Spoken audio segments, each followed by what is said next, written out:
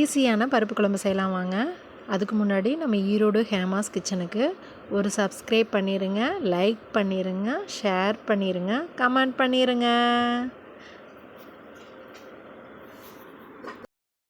வாங்க இப்போ சமைக்க போகலாம்.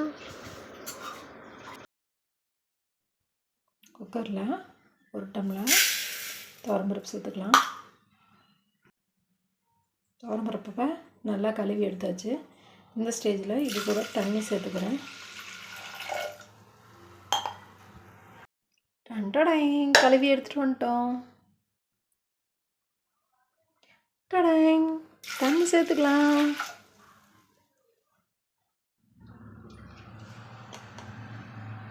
டடைங் மஞ்சத்தூள் 1/4 டீஸ்பூன் ஜீரகம், 4 மிளகு, டடை 1 ஸ்பூன் விளக்கெண்ணெய், டடை குக்கரை மூடிக்கலாம். சட்டி எடுத்துட்டேங்க. இருக்கிறதுல ஈஸியான சமையல் இதுதாங்க. பருப்பை வேக வச்சோமா, தாளிச்சோமா, வேலை முடிஞ்சுதுங்க. சும்மா பிகினர்ஸ் கூட செய்யலாங்க. இது பார்த்திங்கன்னா ஹாஸ்டல் ஸ்டூடெண்ட்ஸு, அப்புறம் பார்த்திங்கன்னா பேச்சுலர்ஸு எல்லாத்துக்குமே பார்த்திங்கன்னா இது ரொம்ப ஈஸியான ட்ரிக்ஸ்ன்னு வச்சுக்கோங்களேன். சிம்பிளாகவும் இருக்குங்க, நல்லா டேஸ்டியாகவும் இருக்கும், எல்லாம் விரும்பி சாப்பிடுவாங்க. இப்போ இது பார்த்திங்கன்னா எண்ணெய் சேர்த்தாச்சு.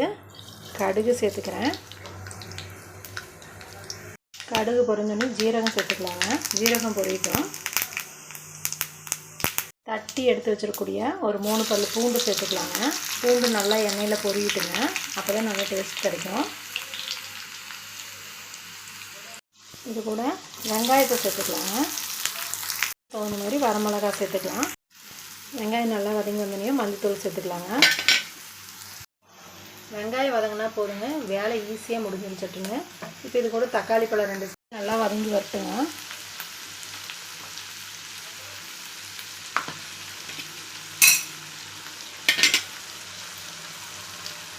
உப்பு சேர்த்துக்கலாங்க. பருப்புக்கும் சேர்த்து உப்பு சேர்த்துக்குங்க, ஏன்னா பருப்பில் உப்பு நம்ம சேர்த்துல. சேர்த்து நல்லா வதக்கி விடுங்க. 1 நிமிஷம் ஆகட்டும், தக்காளி நல்லா வதங்கிடட்டும். எந்த பொருள் போடுறோன்னு முக்கியம் இல்லைங்க, அது நல்லா வதங்கி வர்றதில் தான் இருக்குது. நல்லா வெந்துடணும். வெந்ததுக்கப்புறம் மிக்ஸ் பண்ணிங்கன்னா தான் அந்த டேஸ்ட் கொடுக்கும். வேகாமல் சும்மா தாளிச்சோமா எடுத்து கொட்டணுமா அப்படின்னு கொட்டினீங்கன்னா சுவை வராதுங்க நம்ம எதிர்பார்க்குற அளவுக்கு. இந்த ஸ்டேஜில் நல்லா வதங்கி வந்துடணுங்க. வச்சு வதங்கி வந்துருச்சு. தக்காளி எல்லாமே செஞ்சு இந்த மாதிரி இப்போ நம்ம பருப்பு கூட சேர்த்துக்கலாங்க. எனக்கு எப்படி இருக்குது பருப்பு வேக வச்சு எடுத்து வச்சுருக்கோம். இந்த பருப்பு கூட எடுத்து வச்சிருக்கக்கூடிய பருப்பை இது கூட சேர்த்து கடைஞ்சி எடுத்தோம்னா சுவையான பருப்பு குழம்பு தயாருங்க. பருப்பு மத்தை போட்டு நம்ம நல்லா கடைஞ்சி எடுத்துக்கலாம்.